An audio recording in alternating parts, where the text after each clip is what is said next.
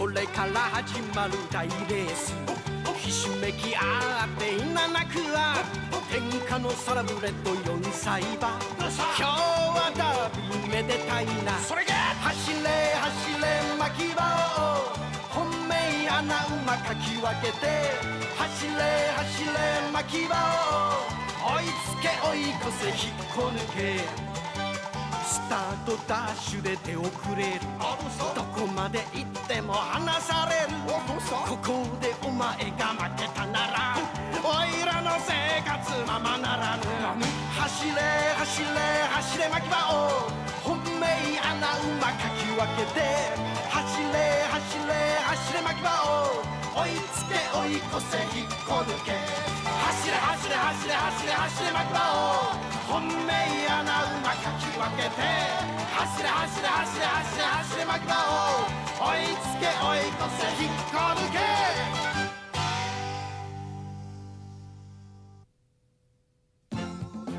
Nagduda si Kasky sa paraan ng pagsasanay ni Uncle Zhang sa mga kabayo dahil sa mga pinagsasabi sa kanya ng hinetic si Bobby. Umalis si Kasky dahil nag-away sila ni Uncle Zhang. Nag-alala kaming lahat sa nangyari. Pero bumalik din naman siya matapos niya malaman na malaki pala ang pagpapalaga ng uncle ko sa mga kabayo. Nalaman niya na mali pala mga iniisip niya. Dahil sa nangyari, nagkaroon kami ng tiwala sa isa't isa. Lahat sila sinasabi na si Midori Makibao mananalo. Nakakasar. Mas hindi yun mangyayari.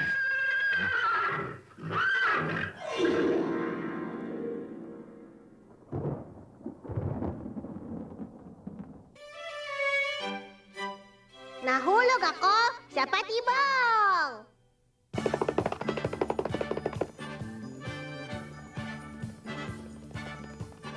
Ang gaan-gaan talaga ng pakiramdam ko! Oo, syempre naman. Nasanay ka kasi sa mahirap na pagsasanay kaya magaan ang pakiramdam mo. Oo nga, tama yun. At saka komportable talaga tumakbo nito sa patag. Pakiramdam ko parang nasa langit ako! Mukhang handa na si Makibao sa unang karerang sasalihan niya na malaki ang premyo. Oo, tama yun. Malusog siya ngayon eh. At mas magkakilala na sila ngayon ng hinete niya. Kumpara dati, masigurado na ngayon ang mga hakbang niya. Kaya ang ibig sabihin nun, bumuti siya. Dati kasi masyadong mabilis yung paghakbang niya. Kaya ganon, dahil maiksi ang pagitan sa bawat hakbang niya. Kaya naman mas marami siyang hakbang na ginagawa. Ngayon isang talon pa lang niya, malayo na ang nararating niya. Malaki na ang pagitan ng bawat hakbang niya kapag tumatakbo siya, kaya hindi na kailangan humakbang ng marami. At para malaman natin kung nag-improve nga siya, ayan, ngayon makikita na natin yung bilis ng tinakbo niya. Patingin nga. Aba! Oo nga no. Tama ang sinabi mo, ang galing talaga. Oh, narito na sila! Ang sarap ng pakiramdam ko! Base sa nakita ko ngayon, sa tingin ko mukhang maganda ang kalalabasan ng lahat. Huwag ka mag-alala, ako ang bahala! Sige na, magpahinga na muna kayo.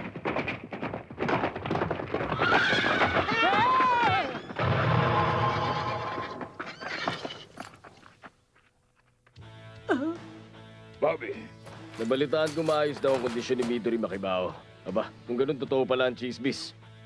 Yan na ba ang resulta ng malupit na pagsasanay sa'yo ni Mr. Sang? Ha? Pasensya na, Mr. Sang, pero mukha ako yata makakakuha ng panalo na inaasam ninyo. ano sinabi mo? Sandali lang, sa pagkakaalam ko kasi, hindi ka naman kasali sa mga hinete na para sa mga kabayong 3 taong gulang. Dati yon, pero kasali na ako ngayon. Lumipat ako mula nung mabasa ko marami nagsasabi na si Midori Makibao mananalo sa karera. Ha? Mababa naman ang standard pagdating sa karera. Sigurado ako na ang 3 taong gulang na kabayong to ang mananalo. Galing siya sa ibang bansa. Nanalo na siya dati. Nagpaalam ako sa may-ari na isasali ko siya. Napapayag ko ang may-ari na sakyan ko ang kabayo niya sa kasunduan na hindi matatalo ni Midori Makibao si Nick. Mukhang masaya ang mangyayaring to. Sa unang pagkakataon, matapos na nangyari noon sa kabayo si Superjet, maghaharap na sa susunod na karera ang trainer na si Mr. Zhang at ang hinete na si Bobby. 20 years na ako reporter. Sa wakas, meron na rin akong exclusive report ngayon. Jumides, kunan mo sila! Sige! Mr. Zhang, samantalahin na natin to para liwanagin ang mga nangyari. Ano bang ibig mo sabihin? Hindi mawala-wala sa isip ko na dahil sa pagsasanay mo kaya napilayan noon si Superjet. At kahit na wala kang anumang sinasabi, iniisip mo pa rin na ako may kasalanan, hindi ba? Samantalahin natin ang pagkakataon. Hayaan natin maglaban si Midori Makibao at si Nick para malaman natin kung kasalanan ko. Hindi, kasalanan nyo na ginawang pagsasanay ni Mr. Zhang. Hindi ka naman siguro tatanggi. Sa hamon ko sa'yo, hindi ba? Malalaman na ngayon kung ano talaga ang totoo nangyari. Malalaman nila malupit ang ginagawa mong pagsasanay kapag nagkaroon din ng pilay si Midori Makibao sa karera. Sama mo talaga! Maganda yun. Okay, sige, tinatanggap na namin. Teka, sandali lang. Wala akong pakialam kahit sa ibang bansa pag galing ang kabayo mo. At saka, isang beses pa lang yan nanalo, no? Kaya huwag kang magmalaki sa amin. Oo, tama yun! Inaalala ng Mr. Zhang ang kalusugan ng bawat isang kabayo, kaya pinaplano niya ang training program ayon sa kondisyon nito. Sa karera, makikita mo kung anong resulta ng ginagawa niyang pagsasanay. Kaski. Paano? Yun ang usapan natin. Malalaman natin sa araw ng karera kung sino mas magaling. Ay, sandali lang! Kakausapin ka ba namin? Tama bang gawin niyo yun? Wala na akong magagawa. Kahit ano pang sabihin ko kay Bobby, hindi na rin naman mababago ang isip niya. Tsaka, Ha? sa pinapakitang husay ngayon ni Makibao, kahit na sang racetrack pa sila makarating, at kahit na magkaharap pa sila ni Nick, sapat ang kakayahan niya para matalo niya yon. Oo nga, at sigurado magsisisi ang Bobby na yun kapag nanalo kami. Alang-alang sa'yo, Mr. Zhang, pinapangako ko, hindi ako magpapatalo sa karera namin. Okay, sige. Isang round na lang at pagkatapos nun, pwede ka na magpahinga. Maliwanag ba? Haha, maliwanag! Aalis na kami!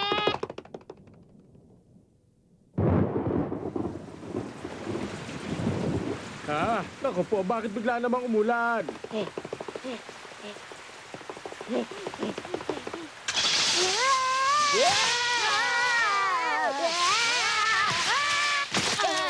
Bakit ano nangyari, Makibao? Ano, nasaktan ba kayo? Sumagot ka, Makibao! Makibao! Hindi ako nasaktan, ayos lang ako.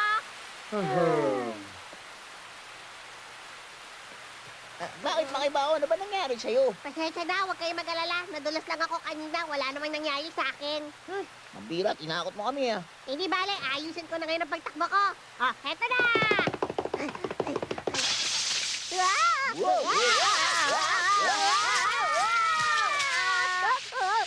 Aba, ang galing ah! Ang ganda nung sinayaw mong yung Makibao. Tamang-tama lang kahit yung sa parte na pinakapangit mo sayaw. Ayos na Makibao, hindi na masama. Ha? Ang kaso, hindi naman ako nagsasayaw eh. Makibao! Pwede ba? Tama na nga yung pagbibiro mo, Makibao. Nagpa-practice kami pagkatapos ikaw naman nagsasayaw ka lang dyan. Hoy! Kaski! Makibao! Halina kayo rito! Tingnan mo, mapapagalitan tuloy tayo. Nga. Minsan mahirap talagang pagsabihan tong si Makibao. Hindi ba, Uncle, meron talagang... bakit to, Uncle? Mr. Cha, pasensya na ho kayo, nadulas kasi ako kanina. Tama na. Yun na lang muna sa ngayon. Kaski, mabuti pa, dalhin mo na lang sa loob si Makibao. Ah, teka po, nagbibiro lang naman si Makibao. Ayusin na lang niya pagtakbo niya. Hindi. Alam ko hindi nagbibiro si Makibao. Ha? Makibao, sabihin mo nga sa akin, palagi ka bang natutulas at saka natutumba? Bakit yung tinanong yan? Teka, ano ibig niyo sabihin? Kakasar. Pambira naman, bakit hindi ko man lang yung napansin kagad? Bakit hindi ko naisip na mas maaga kung anong kahinaan ni Makibao? Ang kahinaan niya? Ano? Anong ibig mo sabihin? Malaking problema para kay Makibao ang panahon ng tag-ulan. Dahil hindi lang yun isang malaking problema. Ang mas kinatatakot ko dahil baka hindi na siya makatakbo kapag umuulan. Kung ganun, hindi siya pwede tumakbo pag umuulan. Pero paano kung umulan sa araw ng karera? Anong gagawin natin? Wala na tayong magagawa. Hindi tayo mananalo kapag gano'n ang sitwasyon. Sandali lang, hindi pa naman tayo nakakasiguro kung uulan sa araw na yun, hindi ba? Tama, itatanong ko kung anong panahon meron sa araw na yun. Kung palagi nadudula si Makibao pag umuulan, siguro mayroong problema sa kanya. Ang mabuti pa, maghanap tayo ng veterinaryo na titingin kay Makibao. Teka, Mr. Zhang, Oh, bakit? Ano yun? bigla kong naalala, noon palang nanalo si Nick sa karera na sinalihan niya para sa mga 3 taong gulang na kabayo. Ang pagkakaalam ko, malakas ang ulan nung araw na yon. Anong sabi mo? Napakabilis mo ng takbo ni Nick. Sa sobrang bilis ng takbo niya, hindi mo akalaing umuulan. Paparating na po ang pangalawang kabayo. At layo na pagkita nila. Talagang kakaiba po si Nick. Hindi man na siya nahihirapang ipanalo ang karera. Tuwang-tuwa naman ang hineta niya si Bobby. Kumakaway siya ngayon sa mga tagahanga niya.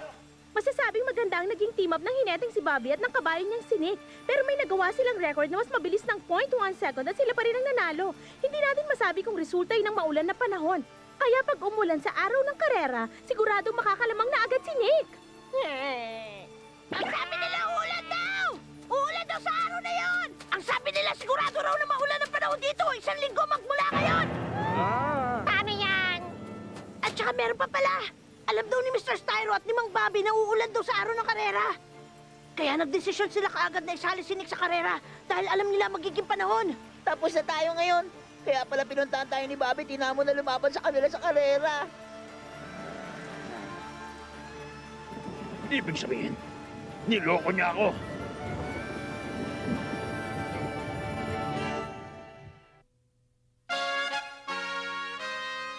Ha?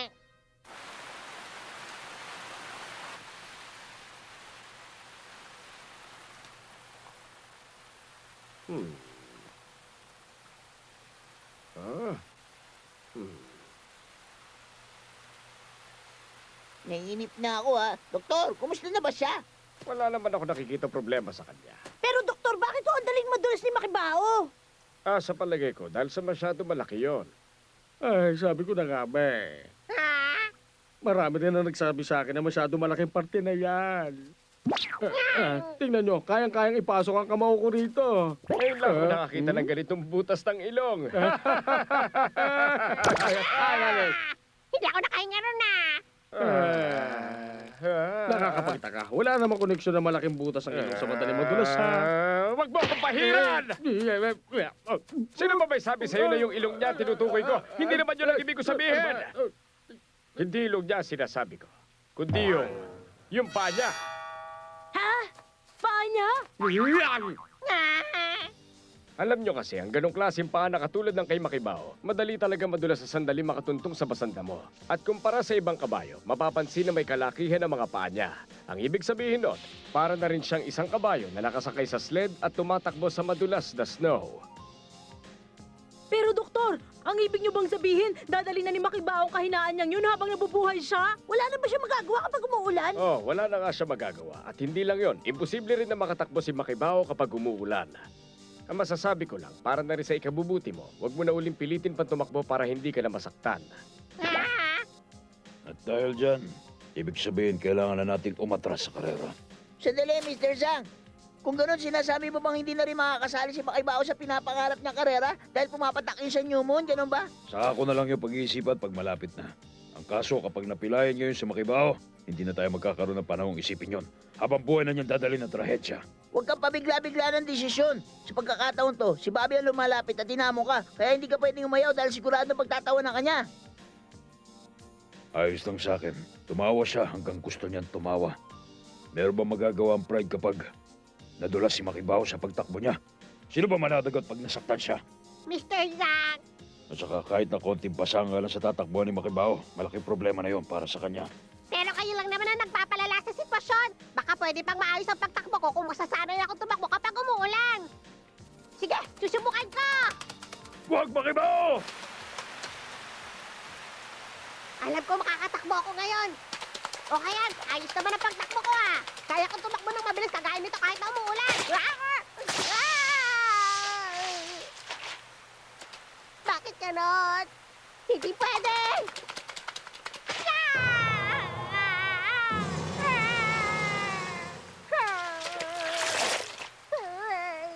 Ba't ganon? Bakit hindi ko magawa? Bakit hindi ko magawa tumakbo?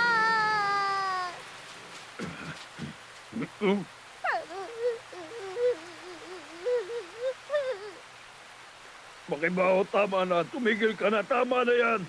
Bakit mo naman siya pinapatigil? Bobby! Huwag niyo sanang kalimutan na tinanggap mo na ang hamon ko sa'yo. Kaya siguro naman wala kang balak na umatras sa karera, Mr. Zhang. Bobby, pasensya ka na. Pero si Midori Makibao kasi meron siyang... Huwag mo sabihin yan. Tingnan mo, maraming reporter ngayon sa harapan mo. Para nakakahiya kung sasabihin mong aatras ka na. Binabalaan kita. Pag ginawa mo yun, hindi ka na pwede magtrabaho bilang isang trainer. Ano sabi mo? Yun ang totoo. Sinanay mo na mabuti si Midori Makibao at sinabi mong maayos ang kondisyon niya. Pagkatapos ngayon, bigla ka nalang aatras. Sa palagay ko nangyari din kay Midori Makibaho, nangyari kay Superjet at kay Volcano na nasobrahan sa mahigpit na pagsasanay na binigay ni Mr. Zhang. Siguro ganun na nangyari. Kapag umatras ka at hindi mo itinuloy ang kompetisyon, isa lang ang ibig sabihin nun. Para mo na ring inamin na isa kang masamang trainer. Ayos! Jackpot ako rito! Hindi ko talaga akalain na meron din pala nakakatuwa nangyayari dito sa racing ring. 20 years na ako reporter, pero ngayon pala ako makakapagsulat ng ganitong kainteresanteng balita. Umatras si Mr. Zhang dahil hindi pwedeng tumakbo si Midori Makibaho pag umuulan. At nalaman din nila na siguradong maulan sa araw mismo ng karera. Kung ganun, hindi niya pala sinaalang-alang ang panahon bago niya tinanggap ang hamon ko. At maliwanag na kapabayaan ang ginawa niya. Hindi nakakapagtaka nangyari yun kay Superjet. Kahit ano pang gawin mo, hindi ka talaga karapat dapat maging isang trainer!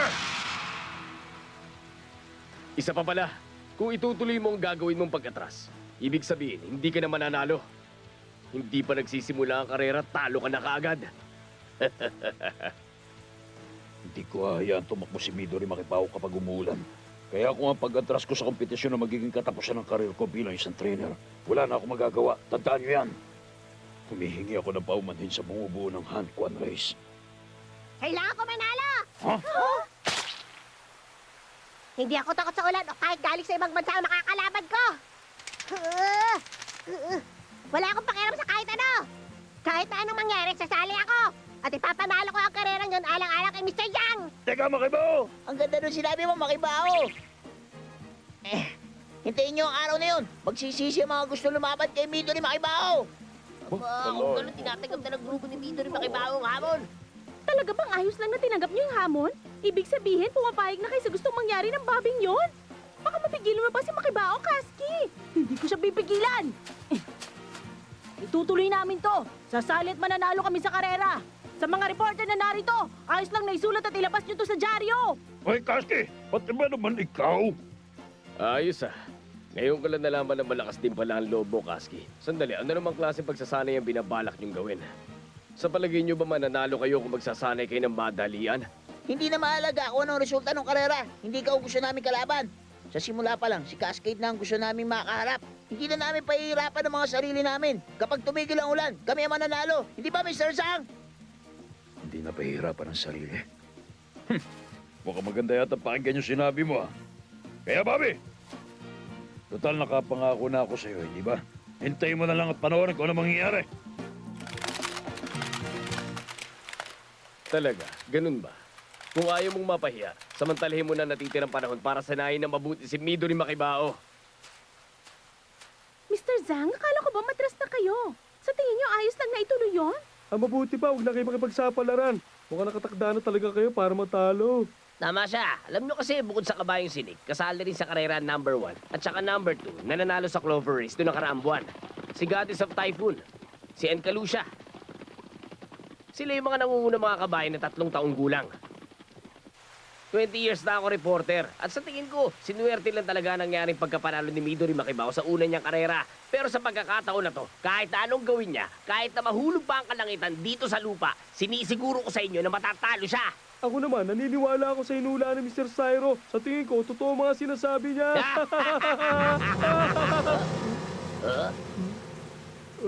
Sige, dyan na kayo ha. Alis na kami. Pag sumali tayo sa karera, mananalo tayo. Kaya dalawa, Makibaho, Kasky. Kinakailangan kong baguhin ang estilo ko sa pagsasanay. Kaya maganda kayo dahil mas mahirap ang mga ipagagawa ko sa inyo. Ano klaseng pagsasanay? Ang kaso lang, Mr. Zhang, konting panahon na lang ang natitira. Ano bang klaseng pagsasanay nga ibibigay mo? Nakakatakot. Pero nagkakaganyan daw talaga si Mr. Zhang kapag determinado siyang gawin ang isang bagay. Pasensya ka na. Mula ngayon hanggang sa araw ng karera, ayokong gawa ng report ang ginagawang pagsasanay ni Makibaho.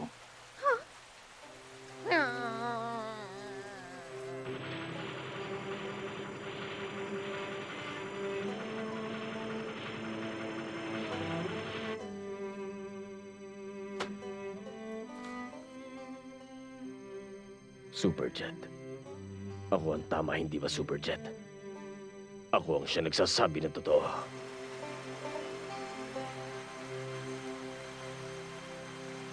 Mag-aalas 12 na. Ha? Sila na ba yan?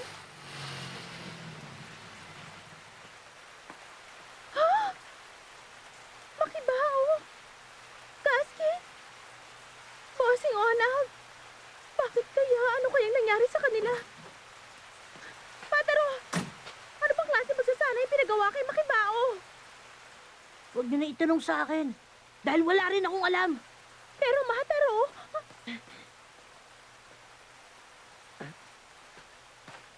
Malalaman nyo na lang sa pagdating ng araw ng karera.